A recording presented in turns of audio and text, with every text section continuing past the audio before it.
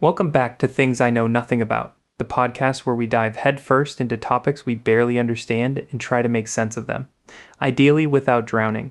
Today, we're plunging into the icy depths of the Wim Hof method, a practice championed by the Iceman himself, Wim Hof, who claims his techniques can allow people to consciously control their autonomous nervous system and immune response.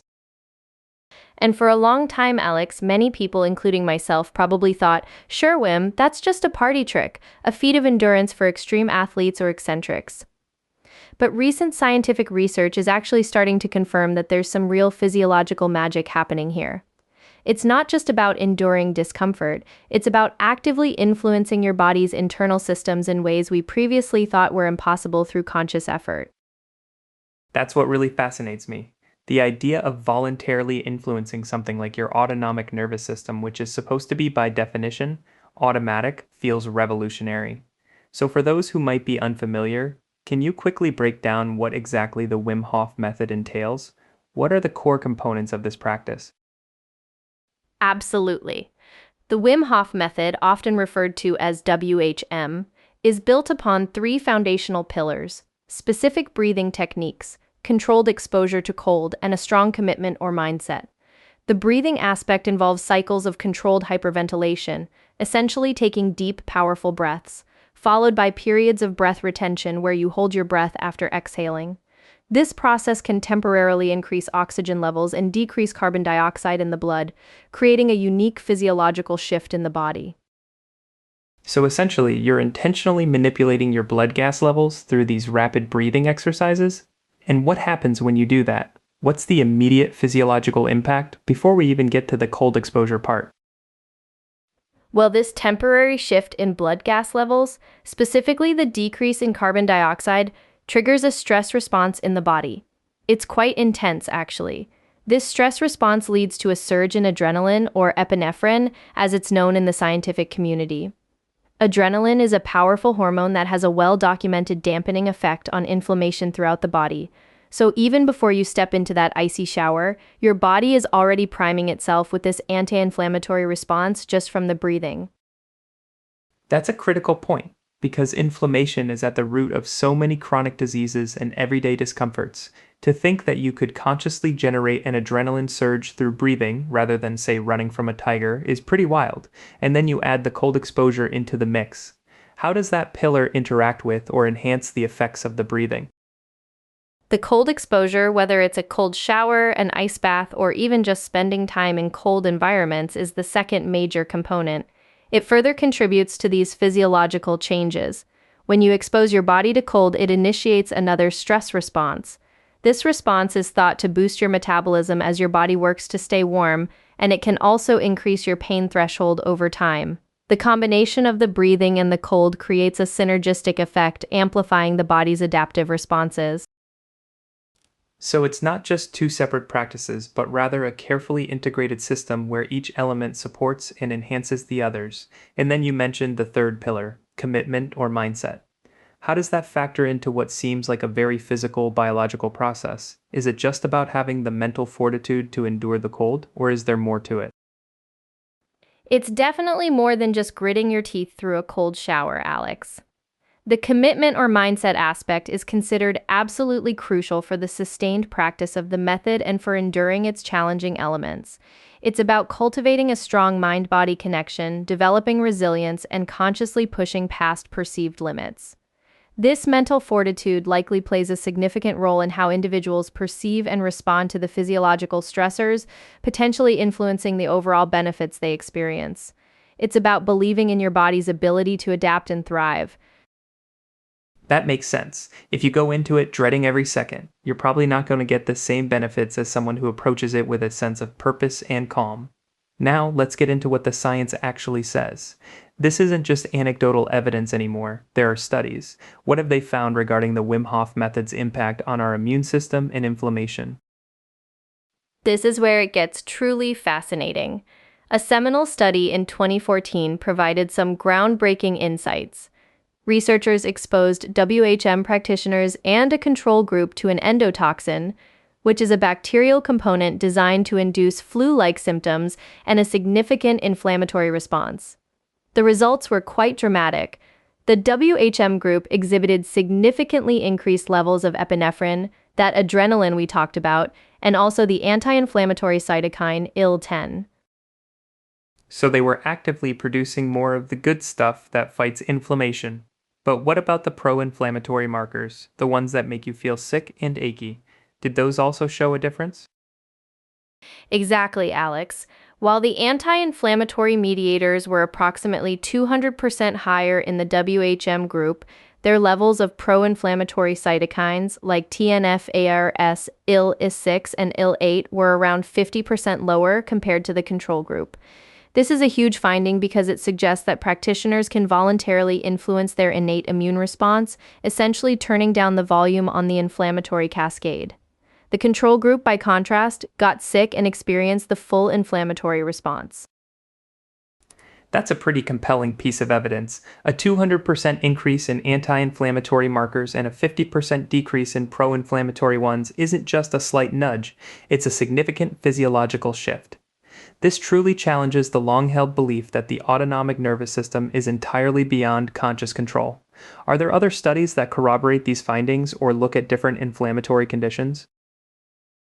Yes, further studies have indeed observed similar trends. For example, researchers have looked at reductions in inflammatory markers like ESR and CRP, which are commonly used to assess inflammation, in patients with chronic inflammatory conditions such as axial spondyloarthritis. While these studies are often smaller and exploratory, they add to the growing body of evidence suggesting that the WHM could be a useful complementary approach for managing chronic inflammation, not just acute responses. It sounds like there's a strong case for its impact on physical health, specifically immune function and inflammation, but the method also claims benefits for mental well-being.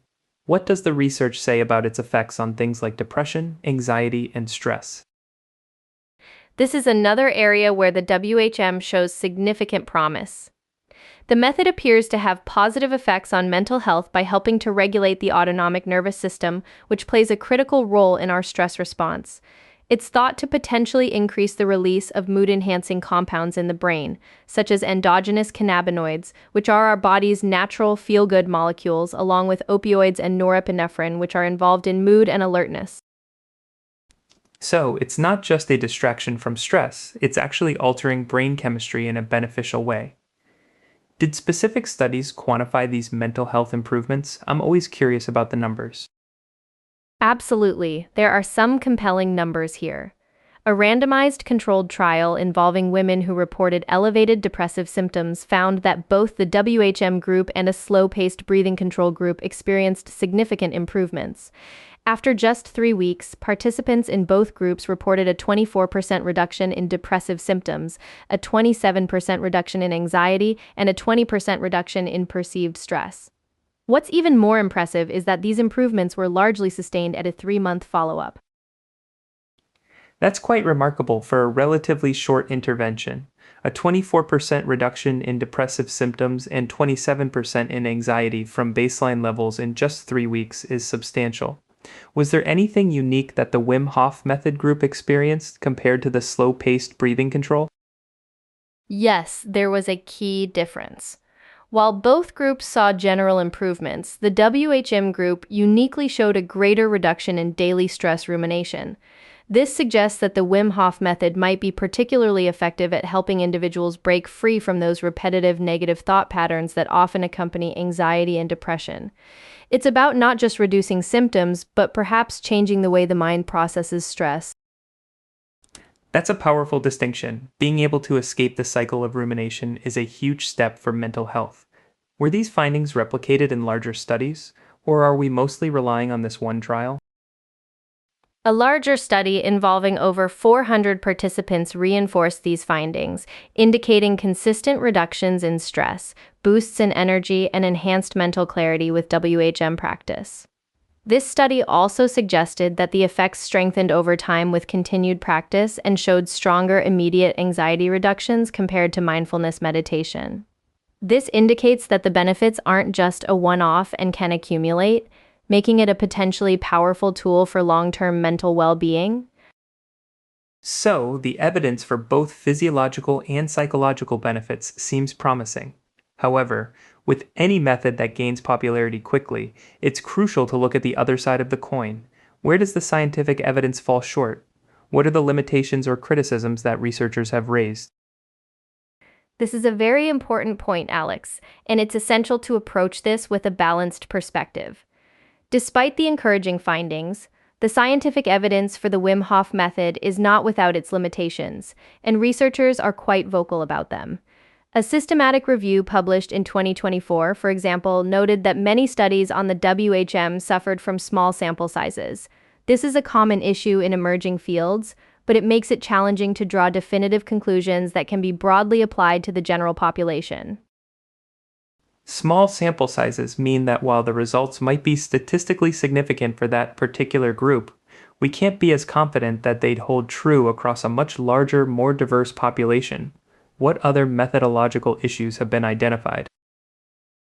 Another significant concern is a high risk of bias in many of these studies. It's incredibly difficult, if not impossible, to blind participants in a study involving something like cold exposure or specific breathing techniques. People know if they're doing the Wim Hof method or not, which means placebo effects cannot be entirely ruled out. The power of expectation and belief can be very strong, and it can sometimes be hard to disentangle the true physiological effects from the psychological ones. That's a classic challenge in wellness research. If you believe something will make you feel better, there's a good chance it will, at least to some extent.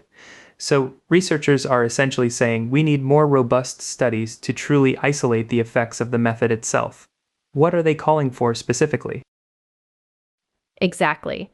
Researchers consistently call for more rigorous, large-scale, and well-controlled trials. We need studies with bigger participant numbers, better control groups, and ideally, methods that can minimize bias even if complete blinding isn't possible. They also emphasize the need for research in clinical populations, people with specific diseases or conditions, and for long-term outcomes. We need to know if these benefits last over months or years, not just weeks. And beyond the immune response and mental health, were there other areas where the method claimed benefits, but the evidence was less clear or even mixed? Yes, that's a good question. The impact of the WHM on physiological outcomes, such as exercise performance, has yielded mixed results across different studies. While some research has shown potential benefits in breathing intensity during exercise, suggesting improved respiratory efficiency, other studies found no significant difference in overall exercise performance compared to control groups.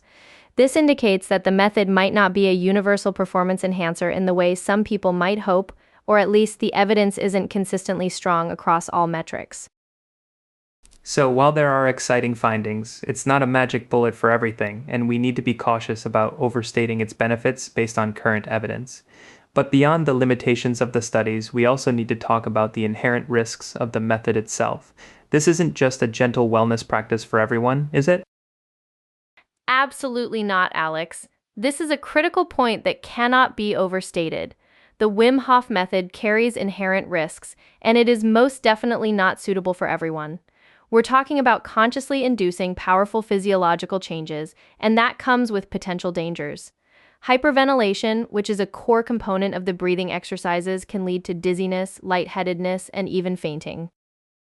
Fainting, especially if you're doing these exercises in certain environments, could be incredibly dangerous. Are there other neurological risks associated with the breathing? Yes, beyond just fainting, hyperventilation can temporarily decrease blood flow to the brain, which in extreme or prolonged cases could potentially risk hypoxic brain injury. While this is rare and usually associated with misuse or underlying conditions, it's a serious consideration. The body is designed to maintain a delicate balance, and intentionally disrupting that balance requires respect and caution. And then there's the cold exposure, which, let's be honest, is what most people picture when they think of Wim Hof. What are the specific risks associated with immersing yourself in icy water? Cold exposure, particularly immersion in icy water, poses several significant risks. The most obvious is hypothermia, where your body loses heat faster than it can produce it, leading to a dangerously low core body temperature. But even before hypothermia sets in, there's the cold shock response. This is an involuntary gasp reflex that occurs when you first hit very cold water. It can lead to hyperventilation and crucially can increase the risk of drowning, especially if you're doing this alone or in unsupervised settings. That's incredibly serious. I've heard tragic stories related to this.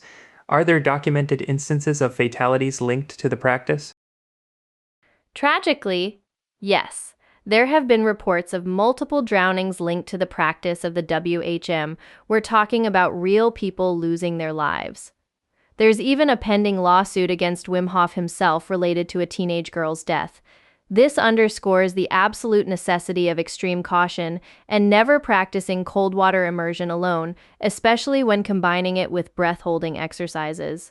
The method explicitly warns against practicing the breathing near water for this very reason. That truly puts the risks into perspective. This isn't just about feeling a bit uncomfortable. It can be life-threatening if not approached with the utmost care and responsibility. Are there specific individuals who should absolutely avoid the Wim Hof method? Absolutely. Experts strongly caution against the method for individuals with pre-existing conditions. If you have heart disease, high blood pressure, unstable diabetes, or epilepsy, this method is likely not for you. The physiological stress induced by both the breathing and the cold can exacerbate these conditions and pose serious health risks. It's not a one-size-fits-all solution, and a medical consultation before starting is non-negotiable for anyone with health concerns. And even for healthy individuals, are there any risks, especially concerning cardiovascular events during cold water immersion? Professor Mike Tipton, a cold water survival expert, has actually suggested a significant risk here. He estimates a 1 to 3% chance of cardiac arrhythmia in young, healthy individuals during cold water immersion. While that might seem like a small percentage, if you consider the number of people practicing this, it translates to a real and concerning absolute risk. Even for someone who is otherwise fit, the sudden shock to the system can be dangerous. So the caveat here is substantial. Consult your doctor, understand your own health, and never practice cold water immersion alone. It's essential to respect the power of these physiological changes. Let's circle back to the baselines for the measured benefits, just to solidify those numbers we discussed earlier. For inflammation, what were those key percentages again? In those controlled settings we talked about, particularly with the endotoxin challenge, WHM practitioners demonstrated approximately 200% higher anti-inflammatory mediators, specifically IL-10, and around 50% lower pro-inflammatory mediators like TNF-R, IL-6, and IL-8 compared to control groups. These are not small incremental changes, they're very significant shifts in the body's inflammatory response. And for mental health, what were the percentage reductions in symptoms after those 3 weeks of practice? It's good to have these specific numbers to anchor the discussion. For mental health, in that randomized trial, participants performing the WHM experienced a notable 24% reduction in depressive symptoms, a 27% reduction in anxiety, and a 20% reduction in perceived stress from their baseline levels, all after just 3 weeks of consistent practice. And as we noted, these improvements showed good staying power at the 3-month follow-up. These are really impressive numbers, especially for non-pharmacological interventions. Now, let's talk about the funding behind some of these studies. Who's paying for this research, and does that introduce any potential biases we should be aware of? That's a crucial question when evaluating any scientific research. Alex, it's always important to know who has a vested interest. For instance, the systematic review by Almaheiny and Hammond in 2024 explicitly stated that the authors received no specific funding for their work, which generally enhances its perceived objectivity. That's a good sign for a review paper. That's good to hear for a comprehensive review. What about the earlier foundational research that really put the Wim Hof method on the scientific map? The early foundational research, particularly the 2012 study by Cox et al., which was pivotal in demonstrating the voluntary immune response, received support for one of its authors from a Vichy grant by the Netherlands Organization for Scientific Research. Importantly, the authors in that study declared no conflicts of interest, which is also a positive indicator of impartiality. And were there any other significant grants or institutional support for continued research? Yes, Radboud University Medical Center, where much of this early research was conducted, received €80,000 from the Dutch Arthritis Foundation, Reumafonds, in 2012. This funding was specifically earmarked for further research into the method's impact on the immune system, particularly in the context of chronic inflammatory diseases. This shows a recognized medical body seeing enough promise to invest in further investigation. And what about the brain imaging studies or those looking at the neurological mechanisms? Research conducted at Wayne State University by Music and Diwadkar, focusing on brain activity during cold exposure, was supported by grants from the National Institute of Mental Health and a previous award from the National Institute of Diabetes and Digestive and Kidney Diseases. So you have a mix of government research grants and disease-specific foundations backing different aspects of the research, which indicates a diverse interest in understanding the method's mechanisms. That's a good overview of the funding landscape. It seems like there's a legitimate scientific interest from various sources. Now, to truly round out our discussion, let's steelman both sides of the argument. First, what's the strongest case for the efficacy of the Wim Hof method, putting aside the limitations for a moment? The strongest case for efficacy, Alex, lies in the truly groundbreaking findings regarding immune modulation and inflammation. The ability to voluntarily influence the autonomic nervous system and the innate immune system, which were traditionally considered entirely involuntary, is nothing short of revolutionary. This challenges fundamental biological paradigms and suggests a much greater capacity for human control over our physiology than previously thought. It's a game changer if humans can truly learn to consciously regulate these systems. What else strengthens the argument for the method's benefits? The quantitative reductions in inflammatory markers we discussed, 200% higher anti-inflammatory, 50% lower pro-inflammatory, are incredibly significant. These aren't minor fluctuations, they represent a substantial physiological shift. Coupled with the reported improvements in mental health symptoms, such as the 24% reduction in depressive symptoms and 27% in anxiety, there's a strong basis for considering the method as a potent complementary wellness tool. Its accessibility and relatively low direct cost also make it an appealing natural intervention for many.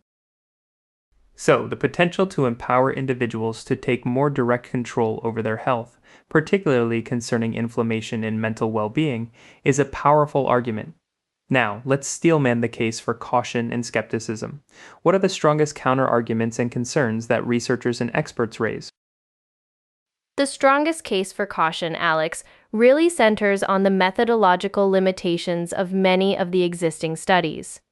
We've talked about the small sample sizes, which make it hard to generalize findings, and the high risk of bias due to the inability to blind participants. The potential for strong placebo effects simply cannot be ignored, and it's difficult to definitively say how much of the reported benefits are purely physiological versus psychologically induced. So, it's not that the benefits aren't real for the individuals experiencing them, but rather that we can't definitively attribute all of them solely to the method's physiological mechanisms without more rigorous studies. What about the mixed results in some areas? Exactly. The mixed results for some claimed benefits, like exercise performance, also temper enthusiasm. If a method claims broad benefits, but the evidence is inconsistent in certain areas, it raises questions about its universal applicability. But most critically, the significant safety concerns are paramount. Documented fatalities from drowning, the risk of hypothermia, cold shock, and the specific contraindications for individuals with underlying health conditions cannot be overlooked. And the fact that experts like Professor Mike Tipton highlight a 1 to 3% chance of cardiac arrhythmia in healthy individuals during cold water immersion is a stark reminder that this isn't a benign activity. Absolutely. Some experts contend that the existing science, while intriguing, is still too weak or biased to definitively recommend the method to the general public, especially given the potential risks compared to other lower-risk activities that might offer similar or comparable benefits. They emphasize that while personal anecdotes are powerful, scientific rigor is necessary before widespread endorsement. This has been a really thorough exploration, Maya. We've covered the exciting potential of the Wim Hof method to influence immune response and mental health, with some compelling numbers to back it up. But we've also shown a bright light on the crucial limitations of the research, and perhaps most importantly, the very real and serious risks involved. It's a perfect example of a topic where the enthusiasm needs to be tempered with scientific caution and a deep respect for personal safety.